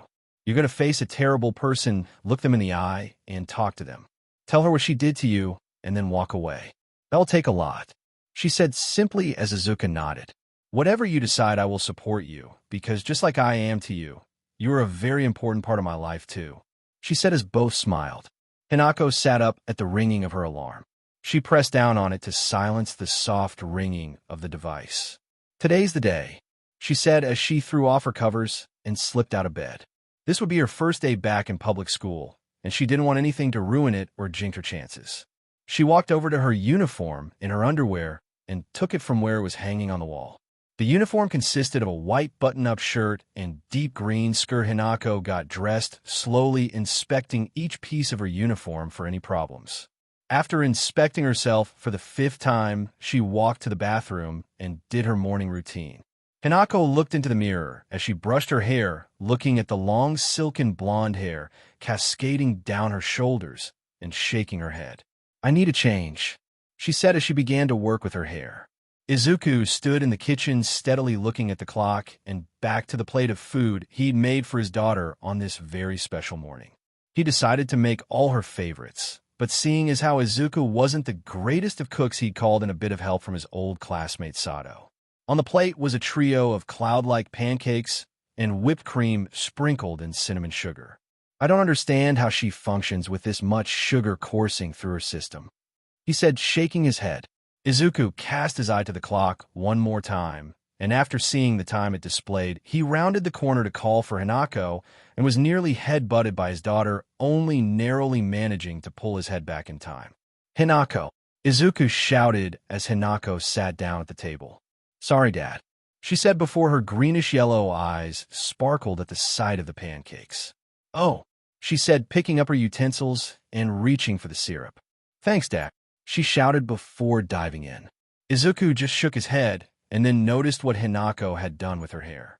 Her blonde hair was tied into one single braid going down her between her shoulders. He wasn't sure how he felt about it. It didn't look bad on her, but he just thought it was a shame that her long silky hair was in a braid. But it wasn't his call, and it's not like he'd know the struggle of dealing with long hair. He regularly got his cut to avoid such hassles. "Don't forget to breathe," he said as he placed a glass of milk next to her as the doorbell rang. Izuku moved to answer it, seeing Tsu standing there drenched in sunlight. "Hey, Tsu," Izuku said as the two shared a kiss. "Hi, Izuku. I hope I'm not too late," she said, walking in. Tsu took notice of Izuku's formal wear. He was wearing a button-up blue and white shirt. His hair was combed back as well as it could be. He was dressed in black slacks and blue tennis shoes. "Well, I'm glad to see I'm not overdressed or anything," Tsu said, standing in a black business top and deep green skirt passing her knees. She even broke out a pair of modest heels. Izuku smiled. "You could never overdress," he said as Hinako rounded the corner, cleaning off stray crumbs and whipped cream with her thumb before sucking it off the digit. Izuku sighed and handed his daughter a napkin. "Come on, Hinako, first impressions are important," Izuku said as Hinako gratefully took the napkin. Sure, Dad," she said as the trio walked out to the car Izuku had rented for this occasion. After everyone was buckled and they began the journey to Hinako's new school. As they drove, Tsu struck up a conversation with Hinako. The two got along great, in Izuku's opinion. Hinako seemed to like Tsu's blunt and mysterious nature, while Tsu liked Hinako's flamboyant flair. Guess the saying, opposites attract, was true. "So, Hinako, what made you choose Coruscant High?" Tsu asked as Hinako shrugged. "Well, it was the closest, so that was the main draw, but it's also an all-girls school. I had a lot of experience with guys in the past." At this, Hinako saw her dad hunch his shoulders a little and bit her lip. "I didn't want that following me to a new school, so I chose an all-girls one, hoping to avoid that." Tsu nodded, seeing the pained look on Izuku's face. "Well, it must be a good school to get your father's approval. Did you know Izuku was in the top 5 of our class in high school?" Tsu asked as Hinako cast an eye on her dad. "You were a nerd, Dad. How that tracks," she said as Izuku sighed. "If you gotta flaunt it. Isn't that how the saying goes?" Izuku said with a laugh as the three drew closer and closer to the school. After parking, Izuku and Tsu walked up to the front gate with Hinako and waited in line before standing before the reception desk being manned by a pair of faculty. A woman dressed in a green tracksuit who Izuku could only assume was the gym teacher, and a man who was dressed in a beige suit with glasses over all 3 of his eyes. "Name?" the gym teacher asked without taking her eyes from the paper in front of her. Izuku coughed. "I'm Izuku Midoriya here with Hinako Midoriya," Izuku said as the gym teacher sighed. "Look, that's not a funny JRK. You may have the same last name, but that doesn't mean you can dash." The teacher finally looked up from her roster with a glare that immediately shattered after her eyes landed on Izuku. The shock of looking at Izuku seemed to freeze the woman's brain. Her partner, seeing who she was talking to, jumped to her rescue. Please forgive her, Mr. Midoriya," the man shouted, pressing his co-worker's head down. "Here, sir, we're so sorry, and thank you for all you do," the man said, waving Izuku over to the photographer on the inside, ready to take a commemorative picture for Hinako's entrance to the school. "Let's take a picture, Hinako," Izuku said, trying to erase the last few seconds so it wouldn't ruin this day. Hinako nodded. Sure thing, Dad, she said as the two made their way over only to see that Tsu remained where she was. Seeing them looking back at her, she waved her hand. Oh no, don't worry about me, you two go, she said, smiling at the two, only to feel a hand on each of hers. What are you talking about? You're here, aren't you? Izuku said, looking at her with a smile as Hinako smiled as well and gave a big nod. Yet Tsu, come on, Hinako shouted as she and her father brought her into the frame with them. The photographer took a moment to adjust his camera and then smiled. Okay, 1, 2, 3. On command, all three smiled as the flash went off. Izuku, Tsu, and Hinako looked over the photo at the three smiling faces. I'm having this blown up and hanging it on a wall. I don't know which wall, but I will definitely hang this up, Izuku said with a proud grin. Hinako groaned and blushed. Dad, she said as Izuku put the photo away and kissed Hinako on the forehead. I'm going. Have fun, Hinako, and I'll see you after school. Do you want me to pick you up? He asked as Hinako shook her head. No, Dad, I don't need you to pick me up. I'll be fine walking home, or I'll call a cab or something, she said before walking towards the auditorium. Izuku watched her head towards the large building before sighing and looking at Tsu holding her hand as the two exited the school grounds. As they walked back to the car, Tsu looked at Izuku. Are you sure you don't want me to come with you? She asked as Izuku shook his head and placed the car keys in her hand. No, Tsu, I need to do this alone. Thanks for taking the car back to the rental service, he said as Izuku gave her a final kiss before lifting off the ground and then using black WHB to pull himself away. Tsu watched Izuku's figure disappear in the morning sky before sighing. Good luck, she said before climbing into the car and driving off.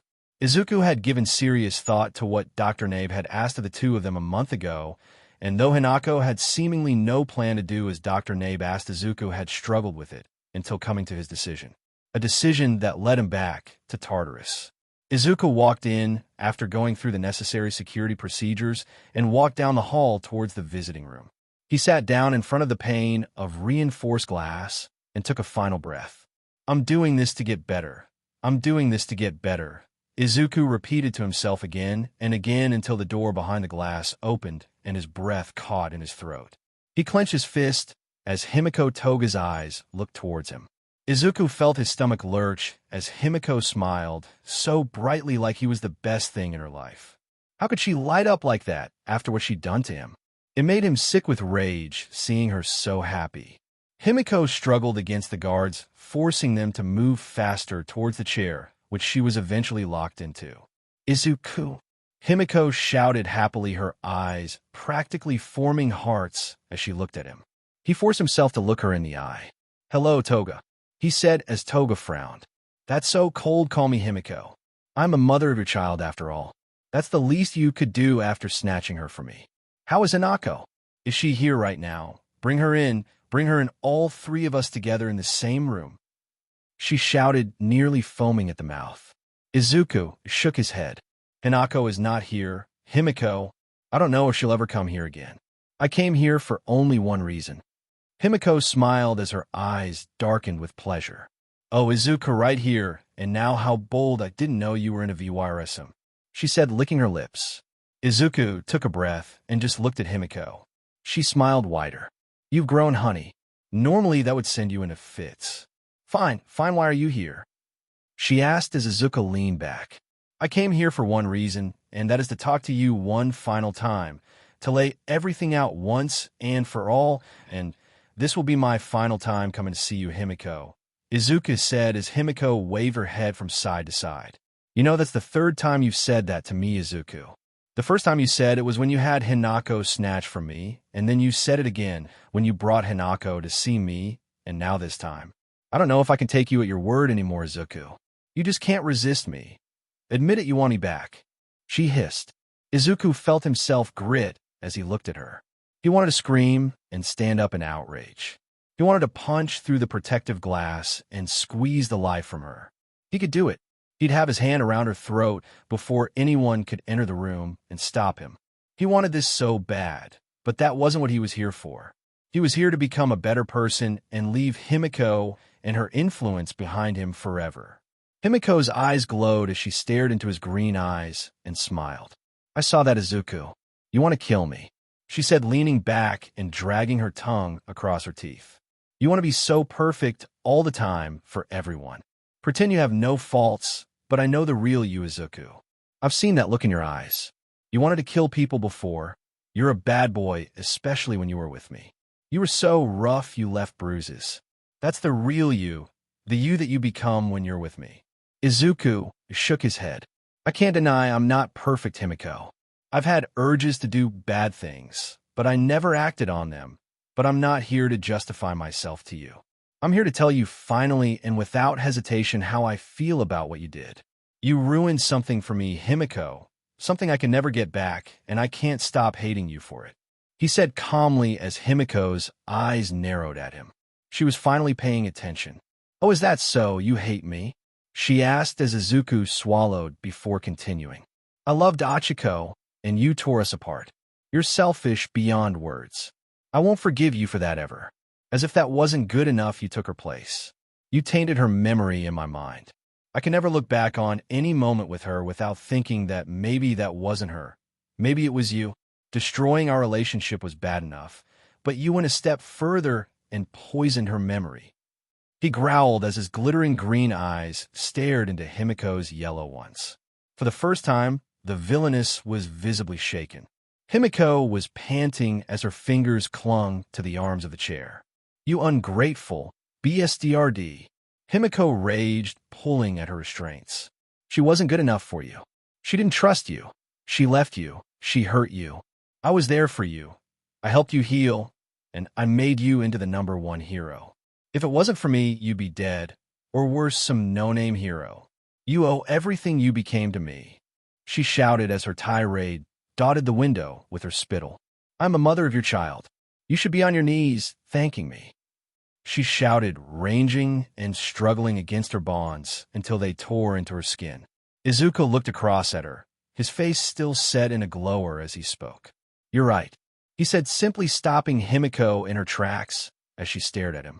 "I've never told anyone this, but during the time Achiko left me, I contemplated killing myself," Izuku said solemnly. "She was everything to me, and if she couldn't trust and believe in me, how could anyone else? I felt powerless like when I was a kid, and I thought about killing myself. I'd lay on the floor of the kitchen staring at the blade of a knife, just waiting until the pressure took over, and I dragged the knife across my throat. Even now, he could remember the feel of that weight on him, pressing down on him, sinking him further towards some kind of darkness." Himiko looked at Izuku as she steadily relaxed. "And then you disguised as Achiko came back into my life. You drew me back from the edge and gave me the will to live on. If I blame you for everything bad that happened, I have to thank you for everything good you did as well. Your motivations aside, you made me want to live, and you did push me to strike out on my own and progress closer to my dream." Izuku let out a deep sigh as he looked back at Himiko. "And finally, you gave me the best thing in my life. I couldn't appreciate her at first. I couldn't get past who her mother was, but now I know that Hinako Midoriya is the one good thing you did in this world. And from the bottom of my heart, I thank you for giving BRTH to our daughter," he said as he reached into his pocket and showed Himiko the picture of him and Hinako. Showing some empathy and caution, Izuku folded over the part of the picture that Sue was in. He didn't want to antagonize Himiko right now. Himiko looked at her little girl dressed in her white and green school uniform, and Izuku's eyes widened as he saw tears fall from her eyes. "Hinako," she whispered as Izuku stood up. "I'll send you copies of Hinako's pictures. Consider it my thank you for giving me the greatest thing in my life and my farewell gift," he said, tucking the picture back into his pocket. "I know you won't change, Himiko, but I wish you the best," he said, giving a bow before he left the door clanging shut behind him. The guards entered soon after, dragging a strangely docile Himiko back to her cell. Himiko lay on her bunk in the fetal position as the picture Izuku showed her seared itself into her mind. "Hinako," she whispered, clutching her legs tighter to herself. Himiko lay in her cell as she had every day since Izuku had put her here all those years ago. She looked up at the ceiling with its recessed light, kept behind a thick pane of glass to protect it from being tampered with. She wished she had a window to look out of at least, but that was much too dangerous even though they knew her powers, and with no BLD, she couldn't transform anyway. Still, they feared letting her even close to the outer walls. She sighed as she sat up looking at herself in the metal that served as a mirror for her. She could see that age along with this cell was taking its effect on her. She could see the start of laugh lines on her face. Himiko, suppose she was somewhere in her 40s. Without a window, it was way too easy to lose track of the days here. She knew she had given BRTH to Hinako shortly after being imprisoned here, and she was in her 20s then. Izuku had visited her with pictures of Hinako, and by the look of her daughter, she'd say she was around 15. That would put her in her 30s. Himiko was sure at least a year, if not more, had passed since then, so she put herself at 40. Himiko sighed as she redid the same equation every few years. You'd think I'd remember by now, she said to herself as there was a series of clangs against her cell door. She looked up as a letter was slipped through the slot in her door. Mail call. A nondescript male voice said on the other side. Himiko cocked her head as her yellow eyes looked at the letter. Maybe it was from Izuku. He was the only one who could or would write to her. She grabbed the letter with her foot, sliding it over to herself, and looking at the name on the letter, and her breath caught as she read her daughter's name across the envelope. All nonchalance left Himiko as she reached for the letter, tearing the top open, being extra careful not to catch any of the letters in her frenzy to open it. Himiko flipped the letter open and eagerly read it, sitting directly under the light in her ceiling for the best light. Dear Himiko Toga, I'm not going to call you Mom. I can't bring myself to, it's just too much. Anyway, you know it's Hinako, so there's no point in saying it. I never planned on writing you. I never wanted to even think about you. Himiko felt her teeth grit as she clenched the letter, forcing herself not to rip it apart before reading the full thing. Knowing her daughter didn't want to have anything to do with her even after all this time, it hurt, but she had to keep reading. I wanted to distance myself from you as much as possible, but how could I? Every time I looked in a mirror there, you were staring back at me. I even went so far as to dye my hair green like Dad's, and for a time that worked, but eventually I started seeing more of you in me, things I couldn't change, as simple as dyeing my hair or getting contacts. It was then I remembered what Dr. Nabe said to me. Himiko stopped at hearing the name of a familiar doctor. So you were working both sides, weren't you, doctor? Himiko said before going back to the letter. The more I tried to ignore you, the more you'd haunt me. I couldn't keep running from you. So here I'm putting it all out in the open. I tried writing this so many times, but every time I did, I'd get so angry and wind up either ripping the page apart or snapping my pencil. I just couldn't help but think of everything you did to Dad and how you're not even sorry for it. Still, I kept trying, and the more times I tried, the less angry I'd feel. I'm not saying I'm not angry at you still. I probably always will carry some anger to you, but I can look past it now. So here's what's been going on with me. I'm 20 years old now, and I graduated last year. I was held back because, well, I wasn't that great of a student and did jack SHD nothing when I was being homeschooled. Even with that, I still graduated. Dad started crying. It was so embarrassing. Himiko couldn't help, but Smile Izuku was not above crying at the drop of a hat. She loved that she could see his emotions just swimming across his face. She could spend hours just watching him. Still, he made up for it by throwing me a big graduation party. I don't have all that many friends, but the ones I do were totally blown away by it. Dad always gives 110% to everything he does. That party was amazing. I'm taking a year off before getting a job. I think I want something simple, nothing too fancy. I was so flashy growing up, I'm kind of all glitzed out. So maybe an office job or something at all. I always liked hanging out there. Dad says I should aim higher, go to college, and get a degree, but that's not for me. I don't want some super fancy or high-paying job. I think I might like bartending or mixology, whatever they want to call it. It seems fun. Himiko couldn't help but frown at her daughter's words. She agreed with Izuku Hinako should get the best job ever and make boatloads of money, though she doubted even if she could talk to Hinako, she would listen to her opinion about her career choice. So I started taking mixology classes, and they are really fun. I met a lot of new people. Dad says it wouldn't have been his first choice for me, but he's glad I'm enjoying it. I should be done with my classes in a few months, then I'll take my exam, and I'll be certified. I want to really start working and find my own place. Dad says he doesn't mind me staying with him and Sue, but I don't want to be a third wheel. Besides, I want my own place. It's time for me to get out on my own. Himiko thought back on the name Sue before a face finally came to mind. Oh, Tsuum, I guess she could be good for Izuku. They both have green hair. She said with a shrug. As long as he's not with Achiko, she doesn't deserve him.